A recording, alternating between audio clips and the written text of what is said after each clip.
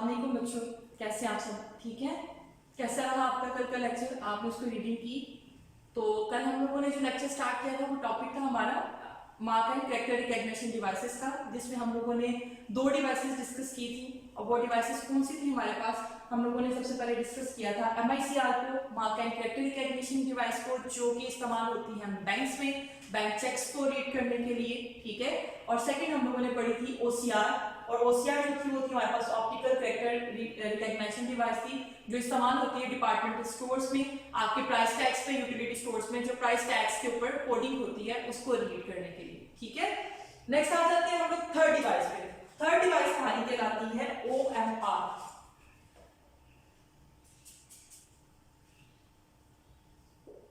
OMR उसी तरीके से हम जैसे हमने कल इनकी टर्म्स को डिफाइन किया था, इसकी एब्रिविएशन को खोल लेते हैं। O stands for optical, M stands for mark, ठीक है, और R स्टैंड्स फॉर उसी तरह से हमारे पास आ जाती है रिकॉग्निशन। ठीक है। तो OMR stands for optical mark recognition software है, इसको हम लोग मार्क सेंसिंग डिवाइस भी कहते हैं, और ये डिवाइस हम इस्तेमाल करते हैं आपके मार्क्स को रीड करने के लिए। इसकी एग्जांपल ऐसे है कि जैसे आप लोग अपने MCQ सॉल्व करते हैं ना, आप MCQ सॉल्व करने के लिए बोर्ड ने आपको क्या रिस्ट्रिक्ट किया हुआ है कि वो सर्कल बना होता है, उस सर्कल को आपको कहा जाता है कि जहां पे जो ऑप्शन आपको लगे उस सर्कल को फिल कीजिए। पहले होता था ना कि टिक करते थे, अब वो कहते हैं कि सर्कल को फिल कीजिए। वो क्या पर्पस होता है? वो इसीलिए कि क्या किया जाता है, आप देखिए इतने ज्यादा स्टूडेंट्स होते हैं, उन स्टूडेंट्स के ये पेपर्स को चेक करने के लिए जो है कंप्यूटर की हेल्प ली जाती है। इन पेपर्स के जो आंसर्स हैं वो कंप्यूटराइज्ड डाटा को स्टोर कर देते हैं। ठीक है। तो ये एक ऐसी डिवाइस होती है जो आपकी आंसर शीट्स को, जैसे आप MCQs का अपना पेपर रखते हैं उस मशीन के अंदर, वो उसको स्कैन करती है, स्कैन करके रीड करती है। रीड करने के बाद जहां पे आपके टिक होते हैं उसको अपने डाटा के साथ मैच करके आपके मार्क्स कलेक्ट करके आपको बता देती है। ठीक है। और इसका इस्तेमाल जो है ऑप्टिकल मार्क सेंसिंग डिवाइसेस का इस्तेमाल होता है, ये डिजिटल सिग्नल्स के मतलब डाटा को ट्रांसफर करती है। जैसे इसने डाटा को रीड किया, रीड करने के बाद डिजिटल कन्वर्ट किया, डिजिटल कन्वर्ट करने के बाद जो आंसर्स होते हैं उनके साथ मैच होते हैं, मैच होने के बाद आपको उसका आउटपुट, आपको रिजल्ट मिल जाता है। अब इसका पर्पस, इसका इस्तेमाल कहाँ पर होता है? ये नॉर्मली नहीं होता, मोस्टली सेट एंड ग्री आपकी एक एग्जाम्पल लिखी हुई है कि इसका इस्तेमाल होता है सेट और ग्री के एग्जाम्स के अंदर। ये आपके जैसे हम लोग इंजीनियरिंग लेवल पे, मेडिकल लेवल पे इस्तेमाल करते हैं टेस्ट, उसी तरीके से ये भी टेस्ट पाए जाते हैं जिसमें सेट स्टैंड फॉर है स्कॉलिस्टिक एप्टीट्यूड टेस्ट है। जैसे किसी ने मैट्रिक किया, मैट्रिक करने के बाद वो इंटर में जाना चाहता है, तो ये मोस्टली यूनाइटेड किंगडम यानी लंदन में, ये जितने भी यूरोप की कंट्रीज हैं वहां पे एडमिशन हासिल करने के लिए अक्सर लोग अब्रॉड स्टडी करने के लिए जाते हैं, तो वहां पे स्टडी करने के लिए आप लोगों को एक टेस्ट देना पड़ता है। उन टेस्टिंग सिस्टम में इस तरीके के जो है वो पेपर्स बनाए जाते हैं, जिनको देने के लिए हम लोग यहाँ इनका जो सॉल्व करने के लिए OMR डिवाइसेस इस्तेमाल करते हैं, ऑप्टिकल मार्क सेंसिंग डिवाइसेस इस्तेमाल करते हैं, जो कि इसको रीड करने का काम करती हैं। और गरीबी जो है वो भी ग्रेजुएट रिकॉर्ड एग्जामिनेशन है, जो कि आप लोगों का जैसे ये इंटर लेवल पे इस्तेमाल होता है सेट, और बी जो है वो आप लोगों का ग्रेजुएट के बाद नेक्स्ट हायर स्टडी के लिए जो वो टेस्ट होता है। तो ये आपके दोनों टेस्टिंग सिस्टम आपकी बेहतरी के लिए किए जाते हैं, और इसमें जो क्वेश्चन पेपर का स्टाइल होता है वो मोस्टली MCQs या इस तरह से जो आपकी जनरल नॉलेज के ऊपर डिपेंड करता है। तो उनको रीड करने के लिए जो हम डिवाइस इस्तेमाल करते हैं वो ऑप्टिकल आपके पास मार्क रिकॉग्निशन डिवाइस कहलाती है, जिसको मार्क सेंसिंग डिवाइस भी कहते हैं। और इसका इस्तेमाल आपको जैसे बताया कि आंसर शीट्स को रीड करने के लिए होता है, आंसर शीट्स को इवैल्यूएट करने के लिए, यानी आपके आंसर शीट्स को स्टडी किया, स्टडी करने के बाद उसका रिजल्ट आपको देने के लिए हम लोग जो डिवाइस इस्तेमाल करते हैं वो हमारी कहलाती है ऑप्टिकल मार्क रिकॉग्निशन डिवाइस कहलाती है। नेक्स्ट अगर हम चलें तो हमारी अगली डिवाइस आती है वो कहलाती है मैग्नेटिक स्ट्रिप कार्ड।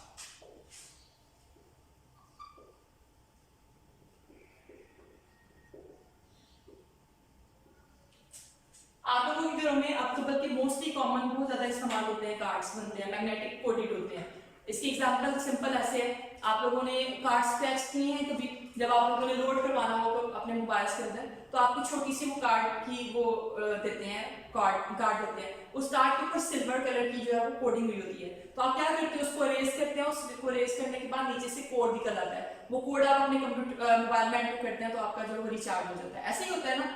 इसी तरीके से आपके पास जो मैग्नेटिक स्ट्रिप कार्ड्स हैं, ये भी आपके पास मैग्नेटिकली कोडेड डाटा होते हैं। आप लोगों लोगों ने वीजा कार्ड्स, एटीएम कार्ड्स ये सब देखे होंगे। जब आप उसको देखते हैं तो उसके पीछे एक चिप बनी होती है, एक ब्लैक कलर की या ग्रे कलर की पट्टी होती है, जिसको हम उसको नहीं रेज कर सकते जैसे आप लोग मोबाइल कार्ड्स को करते हैं, उसको रेज नहीं कर सकते। तो वो आपका बेसिकली बैंक कार्ड्स होते हैं, वो चिप के पीछे आपकी सारी अकाउंट की डिटेल्स मौजूद होती हैं, ठीक है। आप लोग देखते हो ना कि अक्सर वो उसमें आप लोग अपने जो पॉकेट में कैश रखने की बजाय वो कार्ड रखते हैं बहुत से लोग। वो क्यों कि अगर कोई चोरी भी हो जाए तो उसका नुकसान है, फौरन अपने कार्ड को बंद करवा सकते हैं और आपकी जो रकम जो है वो सेव हो सकती है। जबकि पैसे जो वो चोरी होने के चांसेस ज्यादा होते हैं। तो मैग्नेटिक स्ट्रिप कार्ड हमारे पास मैग्नेटिकली कोडेड डाटा होता है उसके बैक पे, और ये मैग्नेटिक स्ट्रिप कार्ड जो है ये प्लास्टिक कार्ड जैसे आपके आइडेंटिटी कार्ड्स में भी इस्तेमाल होता है, आपके बैंक कार्ड्स वगैरह में भी इस्तेमाल होता है, ठीक है। तो इसका बेसिक पर्पस क्या होता है कि आपकी डिटेल्स को पीछे हाइड रखना, और इसको रीड करने के लिए हम लोग जो डिवाइस इस्तेमाल करते हैं वो मैग्नेटिक स्ट्रिप कार्ड की डिवाइस कहलाती है। जब हम अपने कार्ड को उसमें लगाते हैं वो कार्ड उसके पीछे लिखी हुई कोडिंग कोड जो वो चेंज करता है, कन्वर्ट करता है अपने पास कंप्यूटर में डिजिटली, और उसके मुताबिक आपकी जितनी भी पेमेंट होती है या आपकी जो भी आपने काम करना होता है उसको विड्रॉ करता है। और ये आप लोगों ने अक्सर डिपार्टमेंटल स्टोर्स पे, बड़े बड़े स्टोर्स पे देखा होगा कि हम वहाँ पे पेमेंट जब अपने उन कार्ड्स के थ्रू करते हैं, वो एक मशीन के अंदर आप लोग इमेज में भी देख सकते हैं, उस कार्ड को डालते हैं, वो कार्ड आपकी डिटेल्स को रीड करता है, वहां से आपके पैसे लेता है, जितनी उसकी अमाउंट होती है बाकी आपके हवाले कर देता है कार्ड। फिर उसके बाद नेक्स्ट अगर देखा जाए तो 5 आपके पास आ जाता है स्मार्ट कार्ड। स्मार्ट कार्ड और मैग्नेटिक स्ट्रिप कार्ड में फर्क सिर्फ इतना है कि मैग्नेटिक स्ट्रिप कार्ड में आप देखते हैं कि यूं करके पट्टी बनी होती है और उसको हाइड किया जाता है, मतलब इस तरह से फिल होती है।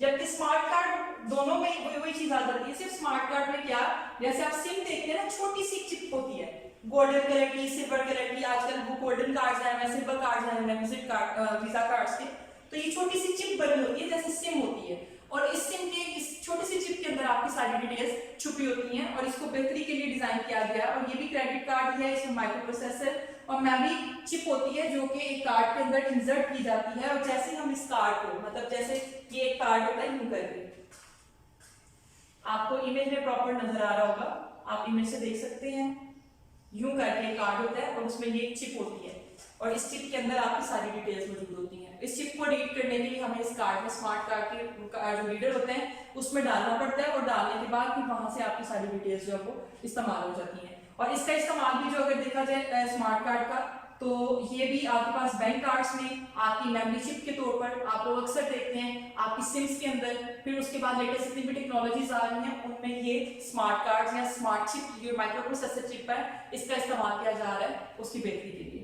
तो ये आपके पास देखा जाए तो सिम कार्ड्स में आपकी इंफॉर्मेशन को स्टोर कर सकता है, एटीएम कार्ड्स और मोबाइल सिम कार्ड, ये दो एग्जांपल है स्मार्ट कार्ड की। जबकि मैग्नेटिक स्ट्रिप कार्ड भी, वीजा कार्ड और जितने भी एटीएम कार्ड्स हैं उसमें ये पाई जाती है। तो ये आपकी जो mark and character recognition devices complete हुई, और इसकी जो डिटेल वही है MICR है, OCR है, OMR है, मैग्नेटिक स्ट्रिप कार्ड और स्मार्ट कार्ड, ये 5 डिवाइसेस पाई जाती हैं। और इन 5 डिवाइसेस में आप लोगों को जो देखा जाए तो ये 8 मार्क का लॉन्ग क्वेश्चन बनता है, ये आप लोगों ने जरूर करना है। सबसे पहले MICR मैग्नेटिक इन कैरेक्टर रिकॉग्निशन रीडर है, OCR ऑप्टिकल कैरेक्टर है, OMR जो optical mark and character recognition है, मैग्नेटिक स्ट्रिप कार्ड है और स्मार्ट कार्ड है। तो ये आप लोगों ने इसको जरूर रीड करना है, ये आपका 8 मार्क का लॉन्ग क्वेश्चन है और इसको जरूर आप लोगों ने करना है। नेक्स्ट अगर देखा जाए तो हम लोग चूंकि रीडिंग कर रहे थे इसकी स्कैनिंग डिवाइसेस की, तो स्कैनिंग डिवाइसेस में हमारे पास नेक्स्ट जो आ जाती है वो फैसिमार फैक्स मशीन आ जाती है। फैसिमार फैक्स मशीन के बारे में पढ़े। फैसिमार फैक्स मशीन हमारे पास क्या है, फैसिमार फैक्स मशीन का काम क्या होता है, डाटा को रिसीव करना और सेंड भी करना और रिसीव भी करना। अक्सर बार क्या होता है, मतलब हम लोग कंप्यूटर के थ्रू तो अपने डॉक्यूमेंट्स को करते हैं, लेकिन कंप्यूटर के थ्रू जब हम कम्युनिकेट करते हैं तो उसमें हम लोग इस्तेमाल करते हैं अपने इंटरनेट के कनेक्शन को, और ईमेल के थ्रू भेज दिया या इस तरह से कम्युनिकेशन सॉफ्टवेयर के थ्रू भेज दिया। लेकिन समटाइम्स क्या होता है कि हम लोग जब से कंप्यूटर से पहले अगर देखा जाए तो फैक्स मशीन का इस्तेमाल किया जाता था, और फैक्स मशीन के लिए हमें क्या करना पड़ता था, हमारे पास एक टेलीफोन की तरह बड़ी मशीन होती थी, ठीक है। अक्सर लोग देखते हैं, आप लोगों ने देखा होगा, जैसे कि आपको इमेज में भी नजर आ रहा होगा, एक फैक्स मशीन होती है। फैक्स मशीन टेलीफोन की तरह बड़ी सी मशीन होती है, उसके लिए आपके पास इंटरनेट का कनेक्शन भी, टेलीफोन का कनेक्शन तब भी होना जरूरी है। क्या होता है कि उसमें सेंडर के पास भी, यानी जो भेज रहा है कोई भी डॉक्यूमेंट, उसके पास भी फैक्स मशीन का होना जरूरी है, और जो रिसीव कर रहा है उसके पास भी फैक्स मशीन का होना जरूरी है। अब क्या होता है कि जैसे कोई अर्जेंट मुझे काम आया, मैंने फौरन कोई डॉक्यूमेंट जो है वो सेंड करना है, तो वो डॉक्यूमेंट हम क्या करते हैं, फैक्स मशीन में लगाते हैं। फैक्स मशीन क्या करती है, उस डॉक्यूमेंट को रीड करती है, स्कैन करती है, स्कैन करने के बाद कन्वर्ट करती है उसको अपनी फॉर्म में, फैक्स मशीन अपनी फॉर्म में, क्योंकि उसने टेलीकम्युनिकेशन के थ्रू उसको सेंड करना होता है, ठीक है। और टेलीकम्युनिकेशन होती है हमारे पास एनालॉग सिग्नल, हम नेक्स्ट चैप्टर्स में जो है वो इसकी कम्युनिकेशन भी पढ़ेंगे सेकंड चैप्टर में, जो एनालॉग से डिजिटल और डिजिटल से एनालॉग में कन्वर्ट करता है। बहरहाल कम्युनिकेशन के लिए वो डाटा क्या करती है, फैक्स मशीन अपने अकॉर्डिंग उसको कन्वर्ट करती है। कन्वर्ट करने के बाद उसको वो सिग्नल्स के थ्रू क्या करती है, वेव्स के थ्रू ट्रैवल होती है to the next other fax machine, ठीक है। जिनके पास जाना है डाटा, वो फौरन उनको अलार्म मिलता है, वो अपनी फैक्स मशीन को ऑन करते हैं, जैसे टेलीफोन की बेल होती है ना, वैसे उसकी भी बेल होती है, वो उसको फैक्स मशीन को ऑन करते हैं। तो उनके पास भी फैक्स मशीन में पेपर लगा होता है, पेपर ट्रांसफर नहीं हो रहा होता, बहुत से लोगों को ये बच्चों को कॉन्सेप्ट होता है तो पेपर ट्रांसफर हो रहा है, नहीं, पेपर से डाटा को रीड करके उसको वेव सिग्नल्स की फॉर्म में ट्रांसफर किया जा रहा होता है।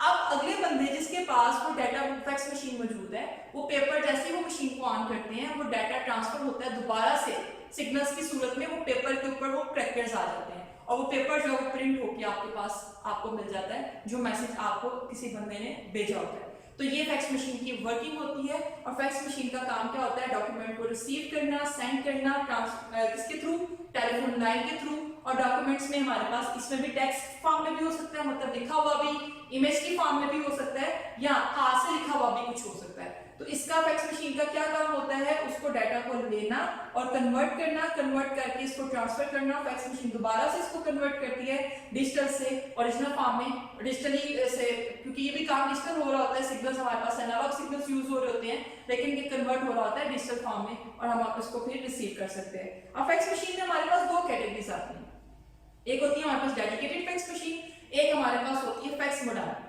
डेडिकेटेड फैक्स मशीन क्या है, जिसके भी मैंने आपको एग्जांपल सारी दी कि आपके पास फैक्स मशीन का होना जरूरी है। हम कंप्यूटर के थ्रू उसमें काम नहीं कर रहे होते, हमारे पास प्रॉपर फैक्स मशीन होती है, सेंडर के पास भी, यानी जो भेज रहा है उसके पास भी फैक्स मशीन का होना जरूरी है, और जो रिसीव कर रहा है उसके पास भी फैक्स मशीन का होना जरूरी है। तो ये हमारे पास डेडिकेटेड फैक्स मशीन है कि जिसका काम ही सिर्फ क्या है, फैक्स करना, आपको डाटा भेजना, आपका जितना भी डॉक्यूमेंट है एक जगह से दूसरी जगह ट्रांसफर करने का काम।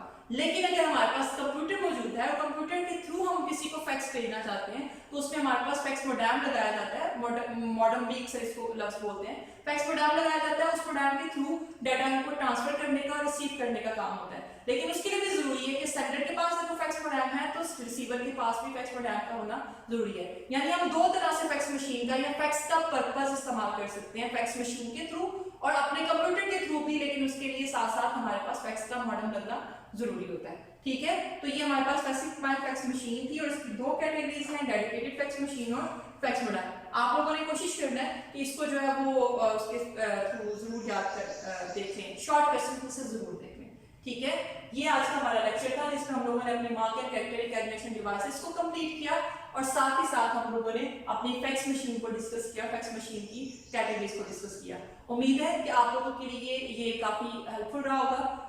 इसको टॉपिक को यहाँ पे क्लोज कर रहे हैं इस उम्मीद के साथ कि आपका ये टॉपिक जो है वो काफी हद तक क्लियर रहा होगा।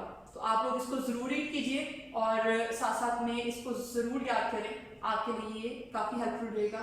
इस दुआ के साथ कि अपना अपने घर वालों का बहुत ज्यादा ख्याल रखिएगा और दुआ में याद रखिएगा। इंशाल्लाह मुलाकात होती है आपसे नेक्स्ट लेक्चर में। अल्लाह हाफिज।